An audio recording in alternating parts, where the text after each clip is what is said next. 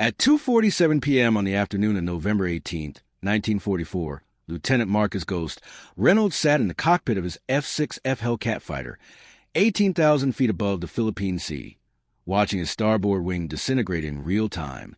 It wasn't a clean break. It was a slow-motion catastrophe. A 6-foot section of aluminum skin peeling away from the wing like wet paper, twisting in the slipstream before tumbling into the void below. 3 seconds earlier, the sky had been full of chaos. A swirling dogfight. 12 American fighters tangled with 15 Japanese Zeros in a savage aerial brawl that turned the blue Pacific sky into a meat grinder, a trace of fire and burning aviation fuel. Reynolds had been chasing a Zero through a hard diving turn when his wingman, blinded by the glare of the tropical sun, misjudged his spacing. The collision was not dramatic. There was no Hollywood explosion, just a sickening metallic crunch of two 13,000-pound machines grinding against each other at 280 miles per hour. Reynolds felt the impact through his seat, a violent shudder that rattled his teeth and sent his helmet bouncing against the canopy frame. His wingman's plane spun away immediately, trailing black smoke and pieces of cowling. The pilot never got out. Reynolds watched the Hellcat tumble toward the ocean in a flat, unrecoverable spin, leaving a dark spiral of smoke like a mourning ribbon against the sky. But Reynolds didn't have time to mourn. His own aircraft was dying.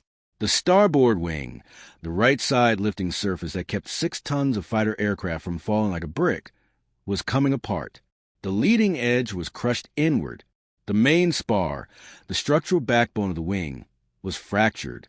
And now, as Reynolds stared in horror, a massive section of aluminum skin was ripping free, exposing the internal ribs and hydraulic lines like exposed bone. The Hellcat lurched violently to the right. The stick in Reynolds' hand went berserk, slamming left and right with enough force to crack his wrist if he didn't let go. The horizon tilted crazily. The ocean rushed up toward his left shoulder. The plane wanted to roll, wanted to flip inverted and spiral into the water 3 miles below. Reynolds stomped his left boot onto the rudder pedal, with every ounce of strength in his leg. He jammed the control stick hard to the left, fighting the aerodynamic forces trying to kill him. His muscles screamed. The cockpit filled with the smell of hydraulic fluid and hot metal. The engine was still roaring, 1,850 horsepower Pratt and Whitney radial engine pulling the crippled airframe through the sky. But the plane felt wrong, unstable, like trying to ride a bicycle with one wheel missing. His radio crackled. It was a squadron commander, Lieutenant Commander Hayes. Hayes had seen the collision. He'd seen the debris cloud. He'd seen the jagged mess where Reynolds' wing used to be. "Ghost, this is Lead. I can see your damage from here. You need a bailout. Right now." "That's an order." The voice was calm but final. It had the tone of a doctor telling a patient there's nothing more they can do. "You can't fly that thing," Hayes continued. "Get out while you still have altitude. The destroyers will pick you up." It wasn't a suggestion. It was standard operating procedure. When you lose structural integrity, you abandon the aircraft. You don't try to save a machine that's already dead. You pop the canopy, roll the aircraft inverted, drop out into the slipstream, pull the ripcord, and pray the rescue ships find you before the sharks do. But Marcus Reynolds looked down at the Philippine Sea, a vast, empty desert water stretching to every horizon. The task force was 320 miles away. If he bailed out now, he'd be a single man in a life raft, bobbing in an ocean the size of a continent. The Japanese controlled most of the surrounding waters. Their patrol boats were known for machine gunning down pilots. Their submarines didn't take prisoners. And even if the American destroyers came looking, finding one man in thousands of square miles of ocean was like finding a grain of sand on a beach. Bailout wasn't safety. It was just a slower way to die. Reynolds looked at his fuel gauge. 3/4 full. He looked at the picture of his wife, Sarah, taped to the instrument panel. Her smile frozen in black and white, holding their infant daughter he'd only seen once before shipping out. He looked at the twisted wreckage of his starboard wing, hydraulic fluid streaming back in the wind like blood. He keyed his radio mic. "Negative, Lead. I'm bringing her home." The silence on the radio frequency was deafening. Then Hayes' voice came back, tight with disbelief and anger. "Ghost, You're not flying that wreck 300 miles. That is a direct order to eject. Reynolds didn't respond. He switched his radio to the emergency frequency and ignored the rest of the transmissions. He wasn't being insubordinate. He wasn't trying to be a hero. He was doing cold, brutal math. The odds of surviving a bailout, maybe 10%. The odds of flying a crippled fighter back to the carrier, unknown. Unknown was better than 10%. The other pilots in the formation thought he'd lost his mind. They circled above, watching the damaged Hellcat wobble through the sky like a drunk man walking a tightrope. They whispered on the radio that Reynolds was already dead. He just didn't know it yet. They called it dead man flying. A ghost piloting a ghost plane. What they didn't understand was the bond between a Navy pilot and his aircraft. To the deck crews and the repair officers, an F6F Hellcat was just a $50,000 collection of rivets, wires, and aluminum sheets. A tool, a disposable weapon. To a pilot, it was something else. It was a machine that brought you home when the flak was thick. It was the armor that stopped the 20mm cannon shells. It was the engine that kept running when everything else failed. You didn't abandon your plane the same way you didn't abandon your brother. As long as that big radial engine was turning, Marcus Reynolds had a vote, and he was voting to live. But voting wasn't enough. Physics didn't care about determination. Reynolds quickly realized that speed was his only ally. Lift is generated when air flows over a wing surface. The faster the air moves, the more lift is created. With half his starboard wing gone, Reynolds had lost nearly 30% of his total lift capacity. The plane was fundamentally unbalanced. The left wing was producing normal lift, but the right side was producing almost nothing. That imbalance created a constant, lethal rolling force. The plane wanted to flip, right, roll inverted, and dive. To counter it, Reynolds had to fly in a permanent state of cross-control. Left rudder fully depressed, stick jammed hard to the left, throttle pushed forward to keep the airspeed high. If he slowed down below 140 knots, the damaged wing would stall completely. The remaining lift would vanish. The plane would snap roll and enter an unrecoverable spin. At 18,000 feet, he might have enough altitude to recover, but at low altitude, over the ocean, a spin meant death. So Reynolds kept the speed up. He pushed the throttle to cruise climb power, burning fuel at a combat rate just to stay airborne. This created a brutal paradox. Flying fast kept him alive, but burned fuel faster. He was trading time for stability. He was betting he could reach the carrier before the tanks went dry. The flight back became a marathon of pain and endurance. Most people imagine flying as a relaxing activity. Sitting in a chair, hands on the controls, watching the clouds drift by, that's commercial aviation. Fighter piloting in World War II was physical labor. The control surfaces, ailerons, elevators, rudder, were moved by steel cables running through pulleys. At high speed, the air resistance was enormous. Moving the stick or pressing the rudder pedals meant fighting against hundreds of pounds of aerodynamic pressure. Now imagine doing that continuously for 3 hours. Reynolds had to maintain constant, maximum pressure on the left rudder pedal to keep the nose from slicing right. It was like doing a single leg squat at the gym and holding it forever.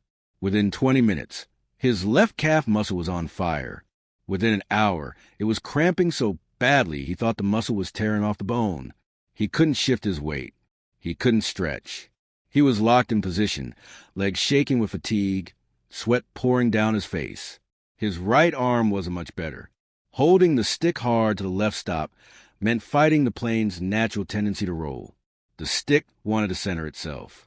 Reynolds had to grip it with all his strength, arm muscles locked, tendons screaming. His hand went numb. His fingers cramped into a claw shape around the grip. The cockpit of an F6F Hellcat in the tropical Pacific was an oven. The big radial engine up front generated massive heat, and the sun beat down to the plexiglass canopy like a magnifying glass. Reynolds was flying in full flight gear, leather jacket, Mae West life preserver, parachute harness, and he was sweating through all of it. Salt sweat ran into his eyes, stinging and blinding him. He blinked furiously, shaking his head like a dog, but he couldn't take his hands off the controls to wipe it away. His vision blurred. His mouth was dry as sandpaper. He was becoming severely dehydrated, but his canteen was strapped to his leg, unreachable. He started talking to the plane, out loud, in the privacy of the cockpit, with the radio off. He spoke to the Hellcat like it was a living thing. "Come on, baby. Stay with me. Just a little longer. Don't quit on me now." He called her Big Iron because that's what the Grumman F6F was, a flying tank, overbuilt and indestructible. She was heavy. She was ugly, but she was tough. And right now, toughness was all that mattered. Then came the fuel crisis. A damaged wing doesn't just reduce lift. It creates drag.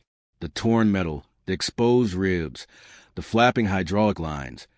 All of it acted like a parachute, slowing the aircraft down. To compensate, Reynolds had to fly with higher power settings. More throttle meant more fuel consumption. He did the math in his head. Distance to the task force, 320 miles. Current fuel burn rate, twice normal. He was going to arrive with nothing left in the tanks.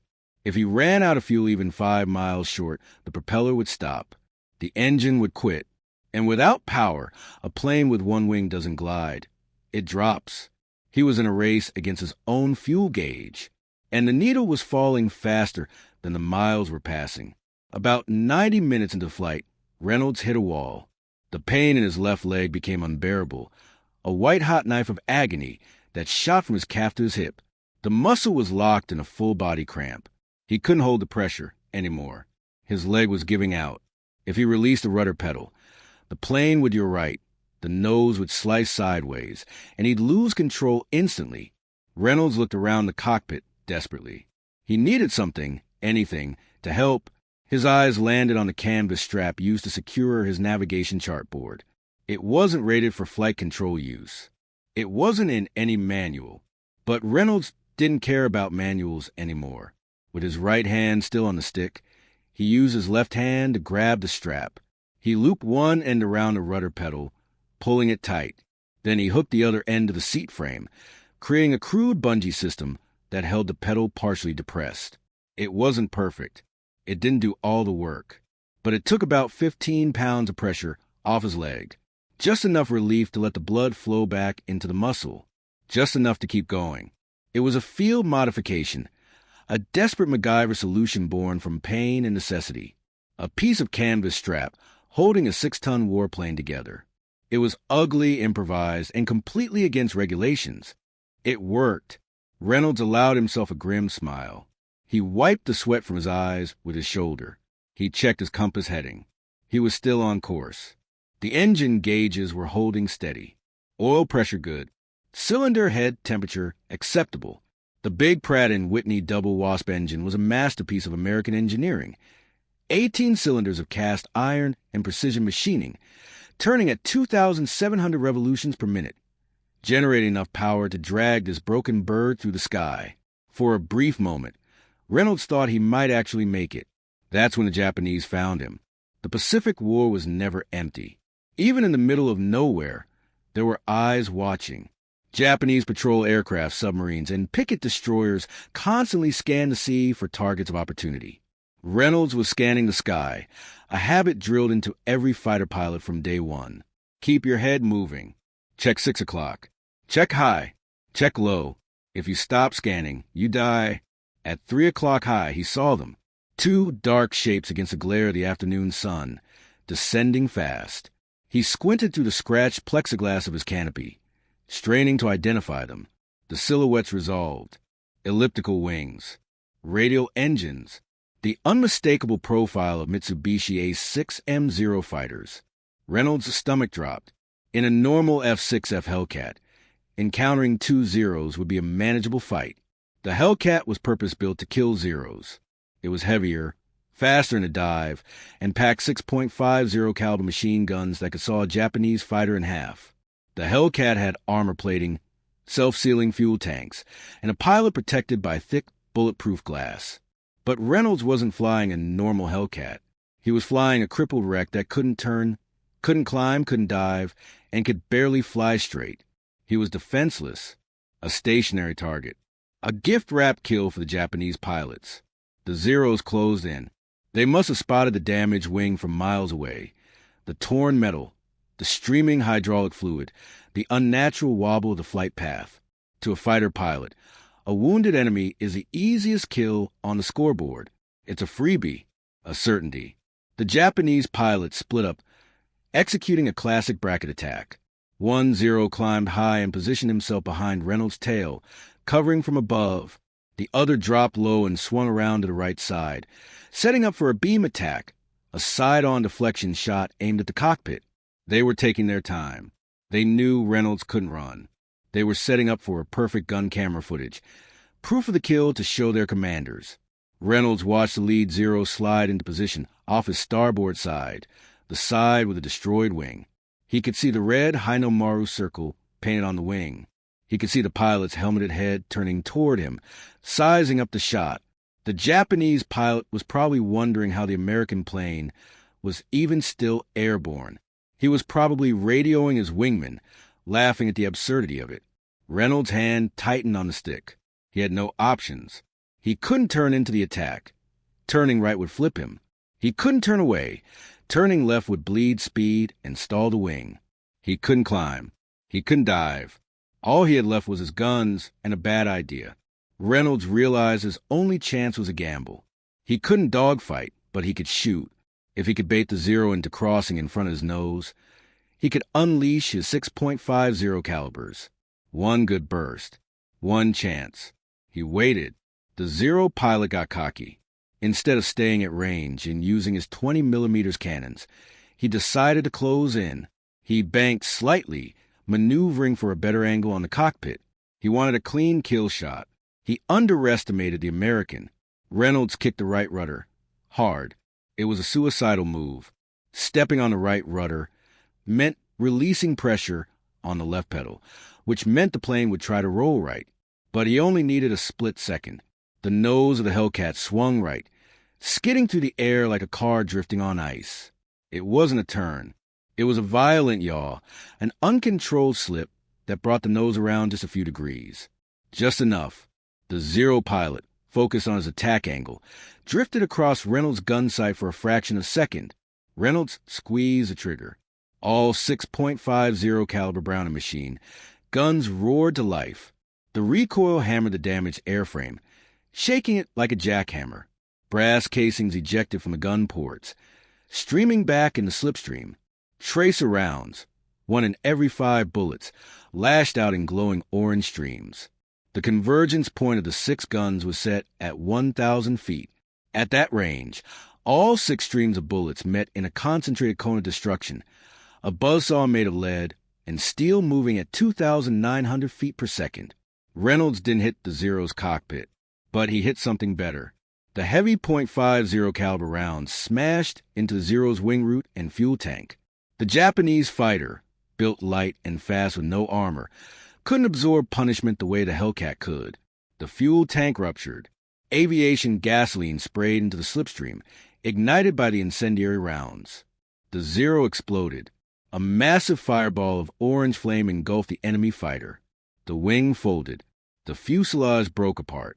The Zero tumbled away, spinning down toward the ocean in a death spiral of fire and smoke. One down. But the second Zero was still there, and now he was angry. The remaining Japanese pilot had just watched his wingman die to a plane that looked like it had already crashed. He wasn't making the same mistake. He pulled up hard, climbing for altitude, positioning himself directly overhead for a diving attack. He was to come straight down on Reynolds, hammering the cockpit with 20mm cannon shells from above, an angle Reynolds couldn't possibly defend against. Reynolds craned his neck, looking up to the canopy. He watched the Zero climb, turning, positioning. His heart pounded. His fuel gauge was bouncing near empty. His leg was numb. His arm was shaking. He'd used his one trick. He'd gotten lucky once. But luck doesn't last forever. The Japanese pilot rolled inverted 4,000 feet above Reynolds' head. He pulled the nose to the horizon and committed the dive, a vertical attack, wings level, coming down like a falling guillotine blade. Reynolds saw the muzzle flashes. The 20mm cannons opened fire. The shells, each one the size of a small flashlight, streaked toward him, leaving white smoke trails in their wake. In a healthy airplane, Reynolds would have broken hard into the attack, spoiling the enemy's aim. But braking hard meant rolling. Rolling meant dying. So Reynolds did the only thing he could. He played chicken with gravity. Just as the cannon shell started walking toward his cockpit, Reynolds chopped the throttle. He yanked the power back to idle. The big propeller, suddenly unloaded, acted like a giant air brake. The Hellcat, already struggling to stay in the sky, shuddered and slowed violently, like hitting an invisible wall. It was terrifying. Without engine power, the airspeed dropped rapidly. The lift began to evaporate. The plane started sinking, dropping heavily toward the ocean. But it worked. The Japanese pilot, diving at 400 miles per hour, had calculated his lead based on Reynolds' previous speed. When the Hellcat suddenly slowed and dropped, the stream of cannon shells passed harmlessly overhead, missing by feet. The Zero screamed past, overshooting. The Japanese pilot tried to pull out, hauling back on his stick, converting speed back into altitude for another attack. But he'd come down too steep and too fast. As he pulled up from his dive just above the waves, he presented his vulnerable belly to Reynolds. Reynolds slammed the throttle forward. The engine coughed, sputtered, flooded with fuel, then roared back to life. The torque tried to flip the plane. Reynolds' legs screamed as he stomped the rudder pedal to hold it straight. He pulled the nose up. It was sluggish, heavy, but the gun sight came up onto the climbing Zero. Reynolds didn't aim carefully. He didn't have time. He just pointed the nose and held the trigger down. The 6.50 calibers erupted again, a torrent of lead. Most of the rounds missed, tearing up the ocean or disappearing into clouds. But enough hit. The bullets walked up the tail of the Zero and smashed into the elevator controls. Pieces flew off. The Zero pitched up violently, its control cables severed. It hung in the air for a moment, stalled, then snapped into a flat spin. It hit the water hard. No fire, no explosion, just a white splash that was quickly swallowed by the ocean. Reynolds was alone again, but the fight had cost him. His fuel gauge was now past empty, bouncing on the peg. The engine was running rough, overheating from the abuse. His body was shutting down, dehydration, exhaustion, muscle failure. He checked his watch. He'd been fighting the crippled Hellcat for nearly 3 hours. He was still 180 miles from home. The next hour was a nightmare of survival mathematics. Reynolds had to nurse every drop of fuel. He leaned the mixture, risking engine damage to squeeze extra range. He watched the white caps on the ocean, measuring his drift against the wind. He talked to himself. He sang songs his mother had taught him as a child. He recited the alphabet backward. Anything to keep his brain from shutting down. He hallucinated. He saw the carrier on the horizon, only to realize it was a cloud shadow. He felt his right wing grow back. He shook his head violently, slapping his own face to stay alert. Then he saw smoke. Real smoke. A dark smudge on the horizon. The distinctive signature of a carrier task force burning bunker oil. Reynolds adjusted his heading. Slowly, agonizingly, the shapes resolved. Destroyers on the outer screen. Cruisers in the middle. And in the center, the gray rectangle of a fleet carrier. It looked impossibly small. A postage stamp floating in a bathtub. To Reynolds, it looked like salvation. He keyed his radio. His voice was a croak. Dry, wrecked, barely human. Princeton, this is Ghost. Visual on the fleet. Fuel critical. Requesting immediate recovery. The carrier's air boss came back instantly. They'd been tracking him on radar for the last hour. Ghost, we see you. Deck is clear. Wind is favorable. But be advised, sea state is rough. Deck is pitching badly. You've got one shot. If you miss the wire, you're going into the barrier. Reynolds entered the landing pattern. Normally, this is a precise rectangle flown around the ship. You drop your landing gear, extend your flaps, and slow to landing speed, around 85 knots for a Hellcat. But Reynolds couldn't do any of that. If he extended his flaps, the asymmetrical lift would flip him instantly. If he slowed below 120 knots, the damaged wing would stall, and he'd crash. He had to land without flaps, coming in fast, at least 40 knots faster than normal. He dropped his landing gear. The wheels came down with a heavy thunk. The added drag hit the plane like a punch. The Hellcat yelled wildly. Reynolds fought it, leg trembling, using both hands to hold the stick. He turned on to final approach. The groove. This is the most dangerous place in naval aviation. A mile behind the ship, 400 feet up, lined up with the center line. He looked at the landing signal officer, standing on the platform at the edge of the deck. The LSO held 2 colored paddles, one yellow, one red. He was Reynolds' eyes, judging speed and altitude. The LSO saw the missing wing. He saw the plane crabbing sideways through the air. He saw the speed, way too fast. Any sane LSO would wave him off. It was a crash waiting to happen. But the LSO knew the situation. He knew Reynolds had no fuel for a second attempt. Waving him off was the same as telling him to die. So the LSO held position. He signaled minor corrections. Left, right, up slightly. Reynolds complied, wrestling the crippled controls. The deck rushed up. It looked tiny. The parked aircraft on the bow looked like toys. The stern of the ship was rising and falling 15 feet, with each swell, a moving target. At the last second, the LSO drew his paddle across his throat. The cut signal. Reynolds chopped the power. The Hellcat dropped like a stone. It slammed onto the wooden deck with violence that felt like hitting a wall. The tires screamed. The landing gear struts compressed fully, metal on metal. The tail hook dragged across the deck, throwing sparks. It skipped the number 1 wire, skipped the number 2 wire. Reynolds braced for impact with the barrier, for fireball. Then a massive force slammed him forward into his shoulder harness. The hook had caught the number 3 wire. The steel cable screamed as it stretched.